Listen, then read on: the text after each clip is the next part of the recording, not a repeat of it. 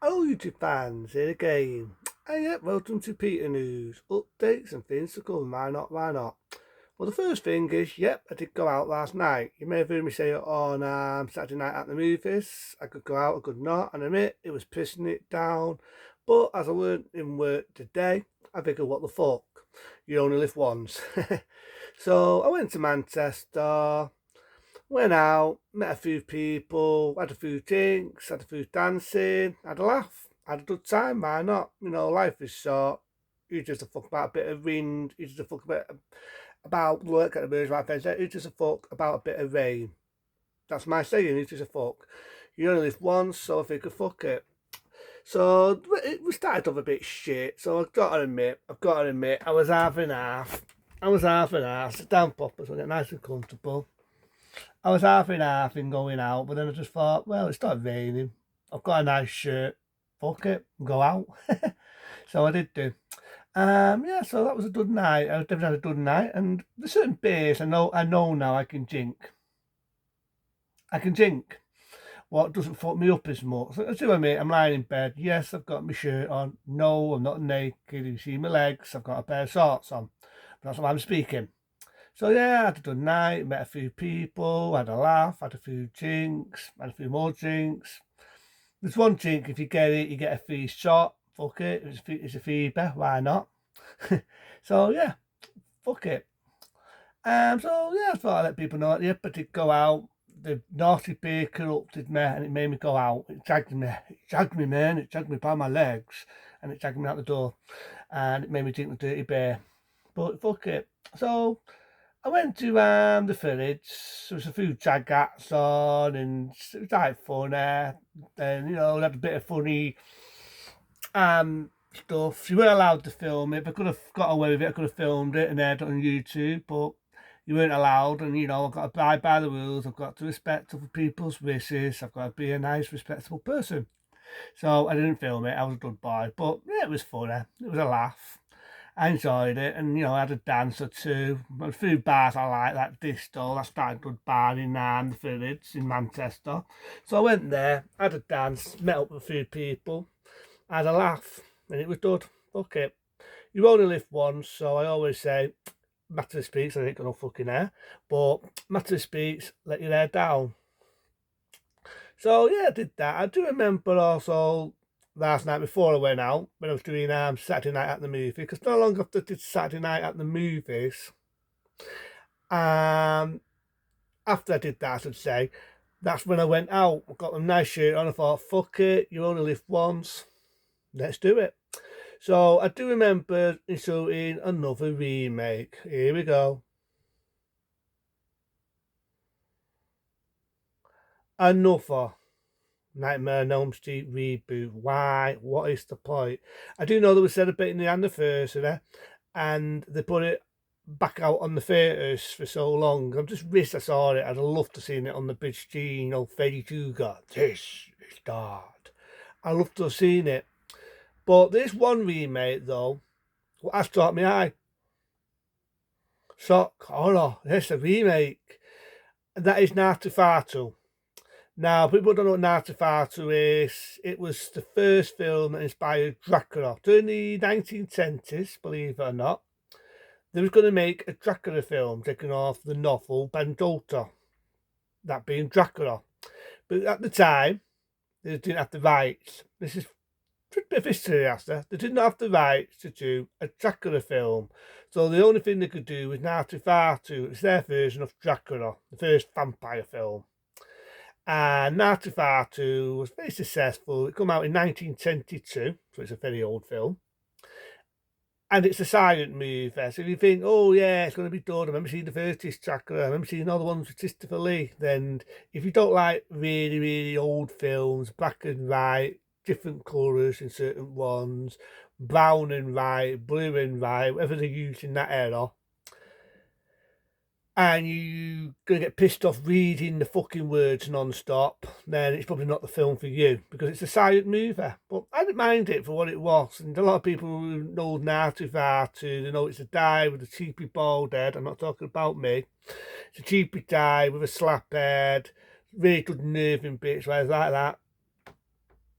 and he's pointing out the window. He's got his torso out. He's got long nails. He's got big toothy teeth. He looks like a fucking rat. There's a really cheapy bit where he's near his arm to now. I'm not sure it was in London. It could have been. It could have not have been. Back in 1972, how much times have changed. And he's like that. There's really good cheapy bits in it, you know what I mean? And anyone who knows classic movies, you know Naatu Vatu. And they did do a remake in 1979, if I remember right there. I don't mind the 79 one actually. That's not going again because it's a remake. But on this occasion, you're talking a very old film, 1922, silent movie era. And I didn't mind the actor that played the Naatu Vatu in the 79 one. The detective was faithful to the 70s one. He still had the bald head. They still made him look cheaper. It's a bit slow, but it's still not a bad one. Still not a bad one. You had the actress that appeared in Possession, going to be Sam Neeson's wife. It's a bit of a warranty bit in it where he's biting her neck and he's got his hand on her boobs and he's doing them a feel. I thought that was a bit vinger. And nope, I'm not strip naked if you saw my legs. Because I'm went out drinking and I've got a pair of shorts on. So all these women out there, don't get excited. Yeah, there's a good bit. He's biting her neck and he's got his hand on her breast. It's basically similar to the tennis one. That's understandable. It's a remake. But I didn't mind it for what it was, you know what I mean? I didn't mind what it was. A bit, like I say, about peeing myself, it's a bit slow, but I didn't mind it. So, this occasion, I don't mind this Naatu Vatu because this one could tell 1,000 stories, you know what I mean? It could tell 1,000 stories. And like I say, Naatu Vatu could tell 1,000 stories. But it's one of them, you know, in how many King Kongs have they made? How many reimaginings of Godzilla have they made? And other things. But on this occasion, I seen the trailer. I saw it last night actually when I was in the pub. They had like a TV spot of it on big LCD TV. And when I was in the pub. And it's sort of interesting me. It looks cheaper, it looks nervy, it looks dark. And alternative, Naatu Vatu, the one from the 10s and the one from the late 70s. They were both Gothic, and that's what I mean by it could tell 1,000 stories. Anyone who's into Gothic, anyone who is a Gothic, anyone who likes darkness and scariness, I think this one could actually rub off. Shock, horror, it could rub off because you can't exactly say, right, digging up from the past because you're talking what? How many people are going to know the Naatu Vatu from what, 1922? But it's not the actors, well, all the actors I imagine are now sadly no longer with us. You're talking what, the 1920s? Yeah, the 70s ones, they probably still actors and actresses what are still alive and kicking, but I don't mind the 70s one, but it does have it does sort of drag a bit. It's a bit slow in paces. I feel in this one, if they get a good director, and it does look like it's very well directed, and if you hear a little dog barking, that's my chihuahua, likes a bark. But where was that? If I was about to say before my little dog, if you could hear it lapping away, if they direct it right, which it does look, as I was about to say, we've got off damn hero, directed right, and it does look that way. This could be a good horror film. I would class it as being an horror film. I'd class it a bit more like Banjoker's Dracula. I'd class it more as Interview with a Vampire sort of feel with good actors, good acting, a nervy atmosphere. I love the bit where in the trailer you've got a saddle of the hand going near the houses, made look like the olden times. You've got rats running a toss. You've got a really good cheapy feel, and I'm hoping this Naatu Vatu is going to be just as faithful as the first one, just as faithful as it did in the 70s one. It's going to be a good, sort of a good epic, what you want to call it, horror film. And it's not going to be a letdown.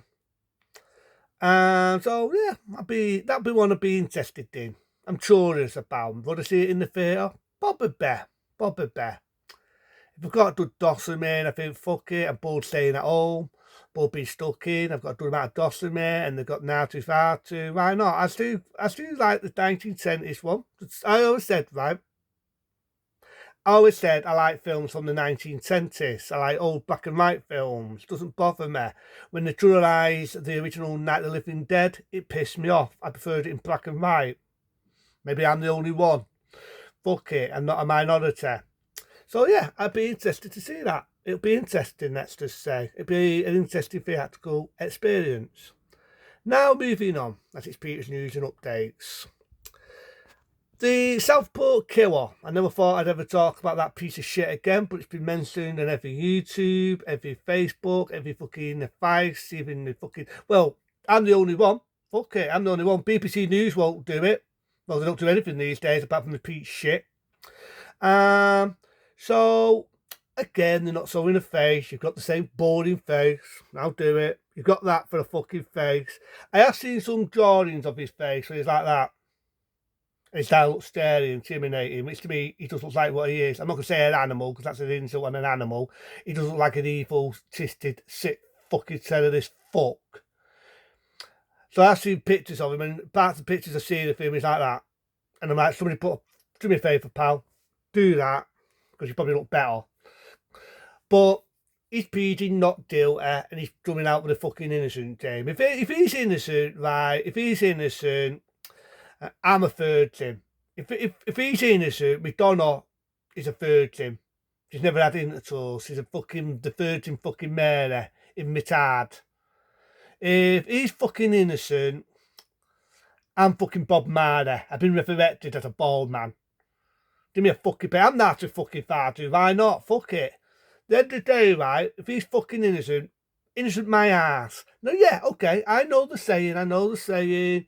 Innocent before being proven guilty, but we all know he's fucking done it. He's that little lad's been coming to this country, not a fucking race thing, got that fucking shit, and he's a terrorist. Why the fuck is he doing the country? Even if he's innocent, we all know he fucking isn't. We all know he fucking isn't. This scumbag, this fucking excuse of humanity, killed and attacked people. He killed 3 little girls. BBC.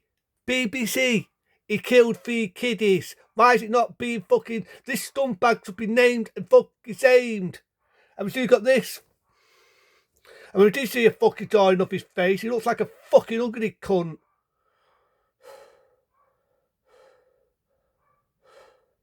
Calm down, Peter. Go back to time level. But fuck it, I won't, because at the end of the day, it just fucking winds me up at BBC and not fucking airing this fuck.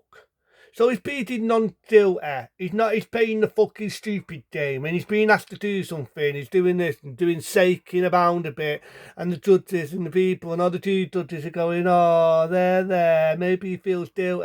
No, if he felt guilty, where's the word guilty? If I'd done this terrific time and I killed fucking 3 kiddies, I'd plead fucking guilty. But I'm sure the judge and the 2 judges and the human fucking rights to offend this fucking slime of humanity. Give me 5 rounds of him. But what if I last that? See how fucking brave he is then. Because he's a shitbag, he's like that. And he don't fucking talk. He's shaking, going, and acting like a dum-dum. And so human rights will stick up for him. Sorry, man, innocent my ass. If he's innocent, I'll apologise. I'll go on this YouTube channel. If it turns out he is innocent, he's not done fucking dignity, one time, one place, but entirety, guilty my fucking ass. Well, innocent my ass, guilty. So it's fucking my brain up. Innocent, I'll say it again.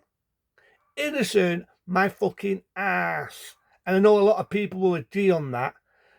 If he's proven innocent and he hasn't done it, I was about to say, one place, one time, I'll eat my words, I'll go back on this channel and I'll apologise and go all fucking super critical.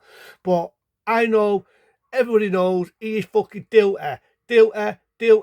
Typical guilty. Fucking face like that, being dumb. And it never gets noticed because he's known to be a terrorist and they're keeping it hidden because the BBC won't tell you fuck all. The BBC will tell you shit you don't need to know. The news, that's why I never watch BBC News. Never will. People don't realise who watch this shit. The BBC News, they're telling you what they want you to hear. And at the time, it is fucking BS. Time thoughts, Peter. Time thoughts, it's the only way to be. Speaking of BBC anyway, so I don't get fucking angry, just fucking looking at that fucking wanker's face makes me angry. Well, looking at another wanker's face being Keir Starmer's enough to make me want to be angry as well. They're still trying to get the BBC to play that song, It'll Be Cold Near Christmas. The funny thing is, right, the original song of that, It Will Be Lonely This Christmas, I fucking hated it. It was an Elvis wannabe doing a poor Elvis impression, trying to act like Elvis, trying to sing like Elvis, enough to make you want to fucking hang yourself because it was the depressing fucking song ever. But this version, again, it's depressing, but it fucking rams it in and it's predictable. And I love it because it shows you what fucking Labour, I put my finger out, fuck it, I'm a man of my word. It shows you what Labour is. All the lies. Rebecca Feast charging the fucking farmers. Keir Starmer doesn't give a fuck about the old there. Oh, I had to go for a few black holes. So I'm sorry, right, pal. If you can afford to do environmental change and go to all these different countries and raise money on other countries, the people that worked all their life, the old people, you should be sorting their food out. Here's one for you, pal. If you can buy yourself a big dock off Christmas tree, bigger than your fucking dick on your forehead, going 5-4 feet to one like you're launching a fucking rocket. Hey, man, how about you do from some of your money? You got loads of money, haven't you, Keir Starmer? What are you doing with your money? I'm laughing because we all know that's a load of BS and he'll never do that. He'll never do that. He's an overpaid salesman and even a shitty one at that. When people ask him things, he walks away or he comes out with stupid comments or he blames the tourists. He's not once spoke to people there to get false fucking ads. So this song, it will be Fees Near Christmas. The BBC are still being fucking assholes and they're still turning it down. They're still not giving people what they want. That's why I never pay my TV licence. I would have 5 people. It's up to you what you want to do. But people don't want to pay the BBC licence. People burnt the TV licence, I remember in the past, and I don't fucking blame them. Oh, well, it will upset Labour. Fuck you, BBC. You know what it reminds me of? I'm going to do a long one this time. It's the very first time I'm ever going to do a long Peter News, but fuck it. Remember God Save the Queen in 1977, where, if I remember it right there, Johnny Rotten from the Sex Pistols. Well, Johnny Rotten from the Sex Pistols sang that song, God Save the Queen. I don't say the rest because I'll probably get censored by BBC. Because it was all insults on the Queen when she was alive, and it's insults on the royal family. Well, the end of the fucking day, the BBC, even though it was number 1, they didn't want to air it. They banned it. They didn't want people to hear it because it would upset the Queen. Oh, having a beer like she'd fucking listen anyway. And the end of the day, remember this song, if I remember right, the Thank You Goes to Hollywood. Relax, don't do it. Speaking of fucking going to day bars, because it was all to do with the day bars and that the scene and that from the 80s, it was a bit taboo, having a bit. There's a bit, if I remember right, the Frankie gets pissed on, he's having a golden shower, so to get a bit too chewed there for people. He's in a sex bar. Well, you know, that was big at that era, and especially in London. Flipping hell, they really want you in London in that era, probably even more so now. So Thank You Goes to Hollywood, they wouldn't want to air it, it was too naughty. Well, this is just the same thing. This is not about fucking a day bar. It's not fucking someone, well, they can't insult the Queen now, she's no longer with us. Fucking, let's insult the King instead, with his stupid fucking punchy face on a pound note. No. Instead, it's really suiting this fucking dictamat fucking arsehole Keir Starmer.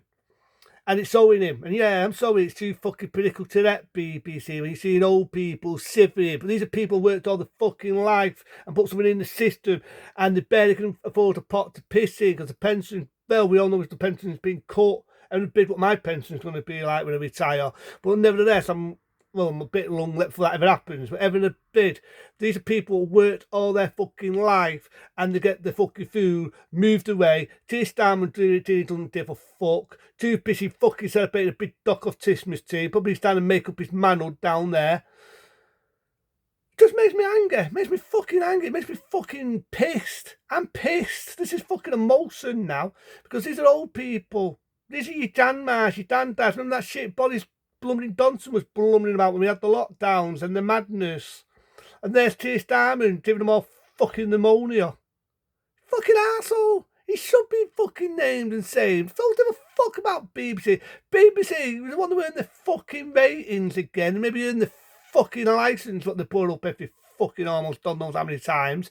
Then at the end of the day, why don't they fucking earn it by giving the people what they want? One day I can get the video myself. Fuck it, I might get a bit naughty then. I might air it for people. Why not? It will be feeding near Tismas. I've seen it. It is depressing, but it's straight to the heart of the people, the old people. And they're people I care for. Not me. When I was a kid, I used to go to my grandma's house before she's sadly no longer with us. May she rest. I went to my dad's house. Really nice old people. He used to make me a cup of tea. He used to make me a damn on toast. And they were the most nicest people ever. I used to go to my mate's house and visit his nan before she passed away. May she rest. Really, really was a nice, sweet lady. You couldn't get a nicer lady. And this is how our old people, it gets even they don't vote Labour. Well, fuck you, Labour. You're really winning folks at the moment. Fucking hurry up, no. And this is what else that's pissing me off. Note for ads and the fucking Reform Party getting pushed back because Labour are so scared, aren't they? And it's showing it that hey, 2026 or it might be delayed to 27, then we can get votes. That's fucking done if you Keir Starmer. We all know he's a fucking wanker. But yep, it's still not being sold by our wonderful BBC because it will upset him. And then they've got the door to send Mr. T to someone's house because they don't pay the fucking because they ain't got a license. What a world we live in. But yeah, I thought I'd do this one longer than what I normally do. And if you like what you hear, press that magic button. Be nice to have an extra sub or a pretty thumbs up or a nice comment. I always say that before I leave, but until then, be smart, be safe. In a few weeks near Tismas, if you don't see me, it's Tismas. I have some time with my family, so don't be worried. I will come back, hopefully after Christmas, probably in the new year, with more new things to talk about. But until then, as I'm about to say, be smart, be safe. See you later.